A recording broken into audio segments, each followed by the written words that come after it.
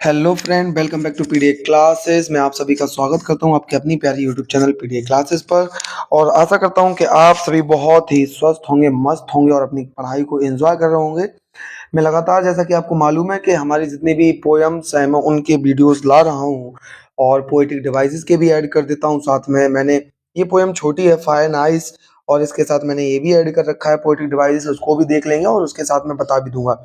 अगर आप नए हैं तो मेक श्योर कि इससे पहले वीडियो देख के आए हैं। मैंने बाकी के और जितनी पुरानी पोयम है, जो भी पूरा पिछली प्रीवियस पोयम है, उनको आपको वीडियो शॉर्ट कर लेना है। जिनको लास्ट वाली पोयम देखनी है वो मैंने पहले अपलोड कर दी थी, वो भी मैंने बता दिया है। और कुछ मैं डिस्कस भी करूंगा कि क्वेश्चन कैसे क्या आता है इसमें, ये भी डिस्कस करूंगा, कुछ बातें इंपॉर्टेंट फैक्ट भी। लेकिन सबसे पहले हम स्टार्ट करेंगे इस पोयम का, पहले मीनिंग समझेंगे, what is the actual meaning of this poem. It's a very important and now we are going forward to it. Are you ready guys for it? Yes sir, so let get started with a beautiful vibe. And आपको मैं बता दूं कि बहुत प्यारी poem इनको लिखी है रॉबर्ट फ्रॉस्ट ने। किसने? रॉबर्ट फ्रॉस्ट ने। ये जाना माना नाम है आपकी इंग्लिश लिटरेचर की दुनिया में, and it's amazing, he is amazing poet. He always try to depict the natural things and try to make the world to understand what the nature teaches us. तो हमेशा ये उन चीज़ों को बताते हैं या फिर ह्यूमन की चीज़ों को बताते हैं कि ह्यूमन का नेचर कैसा है, ये सारी चीज़ें। तो मैं बताता हूँ फायर एंड आइस, इसका मीनिंग भी बताऊंगा और सबसे ज्यादा क्वेश्चन इसी से पुट अप होते हैं, इन्हीं वर्ड से, ये भी बताऊंगा। सबसे पहले let me read it. Some say the world will end in fire, some say in ice. मानो कि अभी इसका मतलब क्या है अभी ये नहीं बता रहा, लेकिन पहले आपको ये समझना है। कुछ लोग कहते हैं कि दुनिया खत्म होगी फायर से, यानी कि आग से, और कुछ लोग कहते हैं ये दुनिया खत्म होगी आइस से, यानी कि आपका आइस का मतलब यू नो वेरी वेल, ठीक है ना। तो आइस से खत्म होगी, तो फायर और आइस से दुनिया खत्म होगी, कुछ लोग कहते हैं। From what I have tested of desire, I hold with those who favour fire. तो मैं बता दूं, टेस्टेड का यहाँ पे मीनिंग जो होता है, टेस्टेड का मीनिंग होता है एक्सपीरियंस। क्या होता है? एक्सपीरियंस। एंड जो डिजायर का यहाँ पे मीनिंग है, यहाँ इसका मतलब होता है with strong emotion, with strong emotions. यानी कि वो कह रहे हैं जो लोग कहते हैं कुछ ये दुनिया खत्म होगी फायर से, कुछ लोग कहते हैं आइस से, लेकिन मैं क्या कहता हूँ, from what I have tested of Dzire, मेरा जो एक्सपीरियंस है डिजायर से। अब यहाँ फायर लिखा है, यहाँ आइस, यहाँ डिजायर से, तो वर्ड ही बदल गए। तो इससे पहले, यानी कि मैं आपको ये बताऊं तो ये फायर और आइस का मीनिंग हमें जानना जरूरी है। तो लेट मी टेल यू कि फायर का मीनिंग क्या है, और ये आपको लिखना है। फायर के बहुत सारे मीनिंग हो सकते हैं, यू कैन से, और ये आंसर में सबसे ज्यादा यही आता है, एंगर। फायर का यहाँ मतलब गुस्सा भी है। फायर का यहाँ मतलब पैशन, यानी कि आपका जुनून भी है। फायर का यहाँ पे मतलब आपकी डिजायर, डिजायर्स, जो यहाँ पे वर्ड आया डिजायर, समझ में आया ना। तो फायर का मतलब डिजायर्स भी है, आपकी इच्छाएं भी हैं। और फायर का मतलब आपका ब्रूटैलिटी भी है, फायर का मतलब आपका ब्रूटैलिटी भी है। और यानी कि फायर का मतलब एक दूसरे पर जुल्म करना, वो भी है। तो फायर के इतने सारे मीनिंग है, you can also add lots of rather than this, but I have add all these. And you have to remember one thing, that you have to write the answer according to these word। वो पूछेगा fire का mean क्या है, तो आपको यही लिखना है। फायर का mean anger, passion, desire, brutality, मैंने बता दिया। एंगर गुस्सा होता है, पैशन आपका जुनून होता है, डिजायर इच्छा, और ब्रूटलिटी किसी पर अत्याचार करना, ठीक है ना। अब आइज का मीनिंग क्या है, आइज का और बता दो सर। आइज का मीनिंग हमारा क्या हो सकता है? आइज का मीनिंग हमारा हेट्रेड हो सकता है, ठीक है, नफरत किसी से। आइज का मीनिंग हमारा जेलसी हो सकता है, क्या तो जेलसी। आइज का मीनिंग हमारा जेलसी हो सकता है, और जेलसली हो सकता है। आइज का मीनिंग, और चाहे तो और भी लिख सकते हैं, इनडिफरेंट भी लिख सकते हैं। आप क्या लिख सकते हैं? इनडिफरेंट भी लिख सकते हैं, इनडिफरेंट। तो इतने सारे आइस के मीनिंग हो सकते हैं, यानी कि ये आइस के मीनिंग है, आपको मोस्ट इंपोर्टेंट याद रखना है। तो ये फायर आइस का मतलब है। अब मैं फिर से पोयम पढ़ता हूँ, अब बताता हूँ। Some say the world will end in fire, कुछ लोग कहते हैं ये दुनिया खत्म होगी फायर से, यानी एंगर से, आपके पैशन से, आपके डिजायर से। आपके ब्रूटैलिटी से, यानी इंसान के, आपका का मतलब इंसान, इंसान के गुस्से से, पैशन से ये दुनिया खत्म होगी। लेकिन कुछ लोग कहते हैं आइस से, आइस का मतलब हेटरेट से, जेलस से, इंडिफरेंट से। कुछ लोग कहते हैं ये दुनिया खत्म होगी आपकी नफरत से, एक दूसरे से जलने की भावना से, यानी ऐसे दुनिया खत्म होगी। From what I have tested of Dzire, कहते हैं जितना मेरा एक्सपीरियंस है और स्ट्रॉन्ग इमोशन डिजायर से, डिजायर क्या, फायर, इसी का मतलब, यानी जितना मेरा एक्सपीरियंस है कि Dzire I hold with those who favour fire, यानी कि मैं उनके साथ हूं जो कहते हैं फायर से, यानी कि मेरा बहुत एक्सपीरियंस है लोगों की डिजायर, लोगों का डिजायर, मैंने बताया इच्छाएं, लोगों की इच्छाएं, यानी कि फायर खत्म कर देगी इस दुनिया को, मैं उनके साथ मैं फेवर भी करता हूँ, ये बात सही है, और ये दुनिया उनके डिजायर से, फायर से खत्म होगी। Are you getting the point? कितना डीप मीनिंग था। दैट्स वाई यहाँ पे जो बताया गया है, जो पोइट ने बताया है, इसका काफी प्रोफाउंड मतलब कि डीपली मीनिंग है, आप कह सकते हैं काफी डीपली मीनिंग है। नेक्स्ट अगले स्टैंजा की बात करते हैं, इस वाले की। But if it had to perish twice, कहते हैं देखो दुनिया पहले तो खत्म होगी, लेकिन यहाँ पे हाइपोथेटिकल कंडीशन कर दी है कि मान लीजिए ये दुनिया दो बार खत्म हो, अगर ये दुनिया को दो बार खत्म होना हो, ट्वाइस, अगर इस दुनिया को दो बार खत्म होना हो तो क्या होगा? क्या होगा इसमें? कंडीशन क्या है? I think I know enough of hate, मैं जानता हूं कि जो नफरत है, हेट यानी आइस, यानी कि जो नफरत, जो आइस है, वही सेम मतलब है, अब तो समझ गए होगे, जो आइस है, जो हेट है, वो भी पर्याप्त है to say that for destruction ice is also great and would suffice, suffice का मतलब होता है सफिशियंट, यानी कि इस दुनिया को अगर खत्म होना है दो बार, तो पहले तो उनने फेवर किया फायर से, लेकिन जो आइस है वो भी इनफ है इस दुनिया को, वो ग्रेट है, बहुत महान है, यानी कि इज ऑल्सो ग्रेट, वो बहुत सफिशियंट, यानी कि वो भी ग्रेट है इसको खत्म करने के लिए, यानी आइस हेट भी आपको खत्म कर देगी, इस दुनिया को तबाह कर देगी, आपकी नफरत भी, एक दूसरे से जेलसी की भावना भी इस दुनिया को तबाह कर देगी और इस दुनिया को पूरी तरीके से खत्म करके छोड़ेगी। ये पोइट ने बताया है, that is the deeply meaning and he try to explain each and everything in a clear manner. मैं आपको बता दूं, ये बहुत बहुत अमेजिंग वे में पोइट ने ये बताया है कि कैसे फायर और आपकी आइज इस दुनिया को तबाह करेंगे, और फायर आइज का मीनिंग वेरी वेरी इंपॉर्टेंट, ये सबसे ज्यादा आपका, अगर उसमें क्या बोलते हैं कॉम्प्रहेंशन बेस्ड आएगा तो आ सकता है, क्वेश्चन बेस्ड आएगा तो आना ही आना है, आपको मालूम है, तो ये बहुत इंपॉर्टेंट है। समझ में आ गया? ओके, बिल्कुल से। तो ये रही हमारी पोयम। अब पोयम खत्म करने के बाद मैं कुछ चीजों को डिस्कस करूंगा, उसके बाद हम पोएटिक डिवाइसेस को डिस्कस करेंगे। तो यहाँ पे हम आ जाते हैं, तो मैं आपको बता दूं कि मैंने आपको बताया था कि कुछ मोस्ट इंपॉर्टेंट पॉइंट हम डिस्कस करेंगे, जैसे कि मैंने कहा, मैंने नहीं कहा, पोइट ने कहा, world will and, world will end in the two possible possible ways, यानी कि ये दुनिया दो पॉसिबल बेस में खत्म होगी। कि अभी पोइट ने बताया, मोस्ट इंपोर्टेंट पॉइंट है, यही फिगर हमको याद रखने हैं कि दुनिया दो पॉसिबल बेस में खत्म होगी, और वो दो पॉसिबल बेस क्या है वही बताएगा। द वेरी फर्स्ट, आपको आंसर में आप लिख सकते हो फायर, और सेकंड इज आइस, ये नोट भी बना सकते हो आराम से, नो प्रॉब्लम। तो फायर और आइस का बहुत सारे मीनिंग है, मैंने अभी भी बताया था, वो भी बताया। यहाँ पे फायर एंड आइस का आपका इंक्रीजिंग, इंक्रीजिंग क्या हो सकता है? ग्लोबल, इंक्रीजिंग ग्लोबल वार्मिंग, बिल्कुल समझ में आया। ये तो आपने सोच ही नहीं था सर, ये तो मैंने सोची नहीं है, यानी कि इंक्रीजिंग ग्लोबल वार्मिंग, फायर का ये भी मतलब हो सकता है कि बढ़ती हुई ग्लोबल वार्मिंग। फायर का मतलब और क्या होता है? मैंने एंगर बताया सर, आपने फायर का मतलब और क्या बताया मैंने?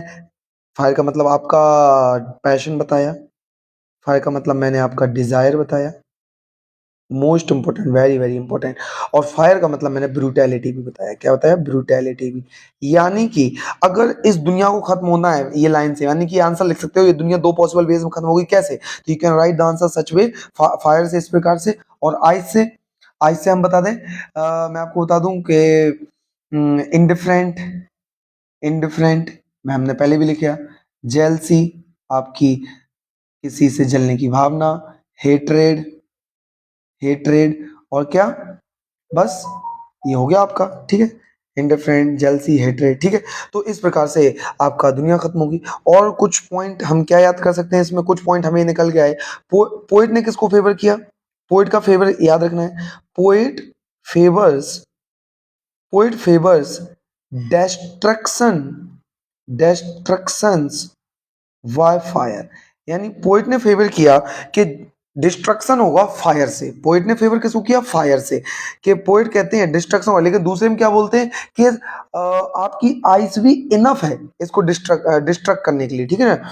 नेक्स्ट क्या, अगर if earth if earth was to end twice, if earth was to end twice, या आप कह सकते हैं हैज टू, ठीक है। If earth has to end twice, ice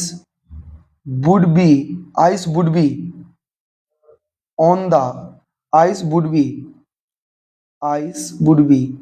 as good as fire।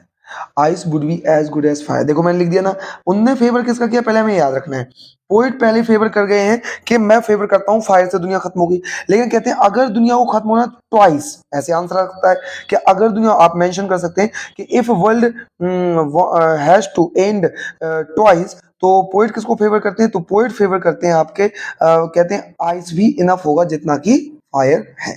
क्या इतनी बात समझ में आई? बिल्कुल, ये पॉइंट इन्हीं को याद रखना है। और यही लास्ट में, और आप लास्ट में क्या लिख सकते हैं लास्ट में, कि अगर हम लोगों ने अपने इमोशन को कंट्रोल नहीं किया, ये पॉइंट मतलब कि लास्ट में बहुत अमेजिंग मैं लाइन दे रहा हूं, if we don't control if we don't control emotions if we don't control emotions, we will we on the verge of self destruction. यानी कहते हैं अगर हमने इमोशन को कंट्रोल नहीं किया तो हम खुद का ही खुद का विनाश कर लेंगे, स्वयं का विनाश। तो ये बातें आपको इंपॉर्टेंट है पूरे चैप्टर में से, ये सारी बातों को आपको करना है। मैंने कहा था कि इस बार कुछ अलग तरीके से, और इसी में मैं इंपॉर्टेंट डिवाइसेस भी बता दूंगा। तो ये वो इंपॉर्टेंट बातें हैं जो हमें याद रखनी है। एक बार जैसे क्वेश्चन आया था, क्या इस पोएम का रिलेशन है, is this poem related to और influenced by world war second, तो मैं आपको बता दूं, तो आपको उसमें आंसर कैसे लिख सकते हो, क्या इसका भी कोई उससे इन्फ्लुएंस है कि क्या ये पोयम उससे लिखी जा सकती है? तो मैं आपको बता दूं कि ये जो पोयम है आपकी, जो ये पोयम लिखी गई है, let me do this like, ठीक है, ये छोटा सा थोड़ा कर देते हैं। हाँ, क्या ये उससे रिलेटेड है? तो ये पोयम पब्लिश्ड कब की गई, ये आपको याद रखना जरूरी है। This poem is published in 1920। 1920 में पोयम पब्लिश की गई। ऐसे रिलेशन में आप लिख सकते हैं रिलेशन करके, और आप कह सकते हैं this poem is influenced by world war first. World war first, because world war first की डेट क्या थी? ये, क्योंकि ये उसी के आसपास लिखी गई और फिर ये पोयम आई यहाँ पर, तो उससे इन्फ्यूज होगी। This is highly possibilities. और उस वर्ल्ड वॉर फर्स्ट में क्या हुआ था? Great destruction and devastation. तो ये टर्म डाल सकते हैं, great destruction and devastation. Devastation, तो डिवास्टेशन यानी कि बहुत बड़ा विनाश हुआ था। इसलिए वो कहते हैं कि सेल्फ डिस्ट्रक्ट हम खुद कर लेंगे अगर हमने अपने इमोशन को कंट्रोल नहीं किया। इमोशन किनका? ब्रूटैलिटी, डिजायर, पैशन, एंगर, एक कंट्री दूसरी कंट्री को तबाह किए जा रही है, हेट्रेड है, जेलस है। कंट्री को छोड़ो, हम अपने पड़ोसी से ही, हम अपने आप से जेलस करते हैं। हमारा दोस्त अच्छा पढ़ रहा है तो उससे जेलस करते हैं। तो अगर हमने अपने इमोशन को कंट्रोल नहीं किया, if we don't control our emotion, we will on the verge of self destruction. समझ में आया? तो इन बातों को आपको याद रखना है, मैंने डिस्कस किया। अब चलते हैं पोएटिक डिवाइसेस पर, और पोएटिक डिवाइसेस को हम डिस्क्राइब करते हैं बहुत ही शानदार, बहुत ही अजब और गजब के अंदाज में। Alliteration, what is the meaning of alliteration? We already know. Last में हम राइम स्कीम भी करेंगे, मैं लिख देता हूं, नहीं तो लास्ट में भूल जाए। राइम स्कीम जानना भी जरूरी है। Okay, I know that if you are continuously watching my video, that you are able to obviously you are able to extract all the rhyme scheme easily manner. Okay, so what is alliteration? Alliteration, I have already told you the definition of it, but if you are new, so listen carefully. Alliteration, the repetition, you can also write it definition, the repetition of a consonant letter in the beginning of the word. Consonant letter का repetition होना ही letter के beginning में, उसको alliteration कहते हैं। यानी सम से, तो एस और एस ये कॉन्सोनेंट है। अब ये मत कहना सर कॉन्सोनेंट नहीं आता, ठीक है। वोवेल क्या होते हैं? ए, ई, आई, ओ, यू, इनको छोड़कर सारे 21 जितने होते हैं वो क्या है? वो कॉन्सोनेंट कहलाते हैं, ठीक है ना। ये 5 क्या है? आपके वोवेल है, ठीक है। तो वो कहते हैं ये आपके सामने है कि एस और एस स्टार्टिंग में है ना, मैंने क्या बोला, इन the beginning of the word, word के स्टार्टिंग में जो रिपीटेशन हो रहा है कॉन्सोनेंट साउंड का, वर्ल्ड, विल, फेवर, फायर। अब ये कहाँ पर है, चलिए मैं बता देता हूँ।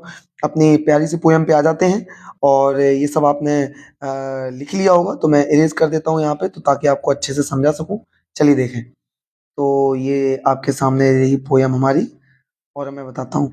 तो हम क्या ढूंढने आए थे, हम सबसे पहले क्या पढ़ा हमने, हमने पढ़ा एलिट्रेशन, तो एलिट्रेशन को देख रहे थे। तो आप देख सकते हैं सम से, ठीक है ना, S S, world, will, W W, some say, आ रहा है ना समझ में, फेवर, फायर, यानी repetition of the consonant sound at the beginning of the word, और सारे वर्डों के बिगनिंग में है, देख लो, सारे वर्डों के बिगनिंग में, कोई बीच में तो नहीं है ना, ऐसा तो नहीं है ना, तो ये इसको बोलते हैं alliteration. Hopefully you get it the point in a clear manner. चलिए नेक्स्ट चलते हैं, नेक्स्ट आपके सामने है symbolism. What is symbolism? We already know symbolism मतलब क्या होता है, इसका जो लिटरल मीनिंग है उसके अलावा भी जो मीन इसका बताता है, that is what we call symbolism.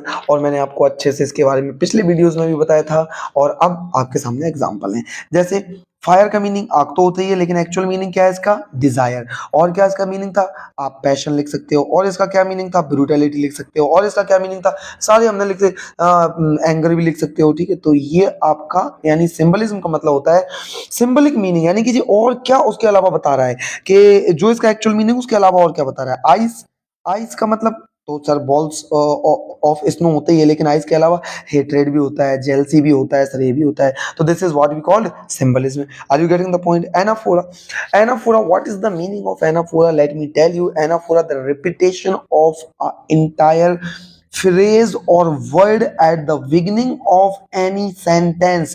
Alliteration और एनाफोरा में कंफ्यूज मत होना, मैंने क्या बताया, यहां पर केवल कॉन्सोनेंट लेटर रिपीट होता है। क्या होता है? कॉन्सोनेंट लेटर रिपीट होता है, ओनली कॉन्सोनेंट लेटर रिपीट होगा। और यहाँ पे पूरा फ्रेज, पूरे वर्ड के वर्ड रिपीट होंगे, और पूरे सेंटेंस में रिपीट होंगे। जैसे सम से, चलिए मैं आपको पूरी पोयम में शो करता हूँ। Some say the world will end in fire, some say in ice, ये पूरा एक सेंटेंस है, दूसरा सेंटेंस है, तो इसमें पूरा क्या है, ये पूरा दो वर्ड, पूरे के पूरा फ्रेज रिपीट हो रहा है, सम से। तो ये क्या हो गया आपका, एनाफोरा। क्या हो गया? एनाफोरा। समझ में आ गया कि नहीं? बिल्कुल आसान था, एनाफोरा समझ में आ गया, बिल्कुल आ गया। इमेजरी, इमेजरी का मतलब, इमेजरी का जो आप इमेजिन करें, जस्ट आपके दिमाग में पिक्चर क्रिएट हो जाए, इमेजिनेशन आ जाए, उसी को that is what we call imagery. जैसे लास्ट में एक लाइन लिखी हुई थी, लाइन लिखी हुई थी, क्या लिखी हुई थी, world will end in fire, लिखा हुआ था कि दुनिया फायर से खत्म होगी। तो आपके दिमाग में एक इमेज बनी होगी, कैसे पृथ्वी है, लोग भाग रहे हैं, आग आग गिर रही है, पृथ्वी तबाह हो रही है, नष्ट हो रही है। तो ऐसे कुछ आ रही थी ना इमेज, आ रही थी, बिल्कुल आ रही थी। तो इमेजरी मतलब कि इमेज आपके दिमाग में जो क्रिएट कर दे, ओके।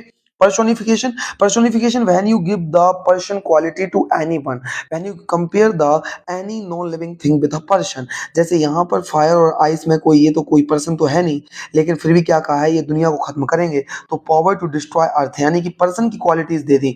पर हमारे पास ना क्वालिटी तो, यानी कि हम ही इंसान इस दुनिया को हंस हंस कर तबाह कर देंगे, लालच में, हमारे डिजायर में, हमारे पैशन में, एक दूसरे को खत्म करने के और पैसा वाला बनने के चक्कर में पेड़ों को काटेंगे, दुनिया को खत्म करेंगे। तो इसलिए हमने फायर और आइस को पर्सोनिफाई किया है। समझ में आ गया कि एक किसी भी चीज को पर्सन की क्वालिटी से कंपेयर किया जाए, तो पर्सन की क्वालिटी से कंपेयर किया जाए, किससे? पर्सन की क्वालिटी से। तो किसी भी चीज को पर्सन की क्वालिटी से कंपेयर किया जाए, फायर और आइस को यहाँ पे दे रहे हैं। इंजाइमेंट क्या है? Read last line of the poem, let me tell you. Enjambment, आप यहाँ पे देख रहे हो, इंजाइमेंट यहाँ पे देखो, I think, I know enough of it, यहाँ पे कोई पंक्चुएशन मार्क है क्या? ये और ये नहीं है ना, तो यहाँ पे यानी कि इसका मतलब आगे पोयम बढ़ जाती है। टू शे दैट फॉर डिस्ट्रक्शन आइस, यहाँ भी कोई मार्क नहीं है, इज ऑल्सो ग्रेट। यानी कि ये पूरा आपका क्या है, you can say this is enjambment. जहां पे जैसे ये पॉइंट आ गया ना, इस लाइन के बाद ये पॉइंट, जहां पर ये पॉइंट ना हो, पंक्चुएशन मार्क ना हो, ये ना हो, तो वो ही इंजाइमेंट कहलाता है। That's okay, okay, you can write enjambment. Enjambment और सिंपल शॉर्ट में लिखते हैं आई थिंक, ऐसे लिखकर, आई थिंक ऐसे कर कर, और लिख दीजिए बुट शफिस, इस प्रकार से लास्ट की ये लाइन मेंशन कर दो, ठीक है ना। तो इंजाइमेंट। राइम स्कीम क्या है, ये आप लोग मुझे बताएंगे, बिकॉज मैंने राइम स्कीम कई बार आपको बताया है, लेकिन फिर भी मैं बताऊंगा। राइम स्कीम, फायर, फायर को ए दे देते हैं, यहां पर आइस, आइस और फायर का कोई राइम नहीं हो रहा है। चलो दूसरा पेन का यूज करता हूँ यहाँ पे। Let me take another one. ये वाला ले लेते हैं चलिए। तो फायर हमने ए इंडिकेट कर दिया, आइस इनका कोई राइम नहीं हो रहा है फायर आइस का, तो वी कर दिया, यानी कि ए और वी। ठीक है, राइम स्कीम की बात कर रहे हैं। फिर हम आते हैं डिजायर। आइस या फायर में से इसका फायर डिजायर, फायर डिजायर, यानी फायर डिजायर राइम कर रहा है, यानी कि ये ए फिर से आ जाए, ए वी ए। उसके बाद क्या कर देते हैं, फिर फायर। तो फायर क्या बोला मैंने, A V A, A V A, ये हो गया। फिर क्या बोलता है, क्या हो गया, ये हो गया फायर, फिर से फायर आ गया। अब ये सर क्या है, अब आपको बताना है मुझे, यहाँ पे राइम स्कीम आप बताओगे मुझे, क्या बताना है आपको, राइम स्कीम। तो यहाँ पे सर फायर और फायर सेम ही हो गया ना, तो ए बी, ए इसका, बी इसका, ए इसका, और इसका भी ए ही हो गया सर। क्या हो गया, ए बी ए ए। तो इसका राइम स्कीम क्या समझ में आया, बिल्कुल इसका राइम स्कीम यही था। तो इस चीज़ से हमें याद रखना है, ठीक है। तो ये रहा हमारा पूरा इंटायर वीडियो, मैंने बता दिया। इसी प्रकार से आप निकाल सकते हैं कि ये फायर था ए, और इसका आइस था, ये डिज़ायर, ये फायर। तो इस प्रकार से इसका राइम स्कीम हमें समझ में आ गया, ठीक है। तो बहुत सिंपल, बहुत ही शानदार वे में हमने इस चैप्टर को ख़त्म किया। ओके फ्रेंड, आप ये सारी चीज़ों को नोट कर लीजिएगा जो मैंने बताया है, ठीक है। Thank you for watching the video, we will continue with the next chapter. Okay, thank you.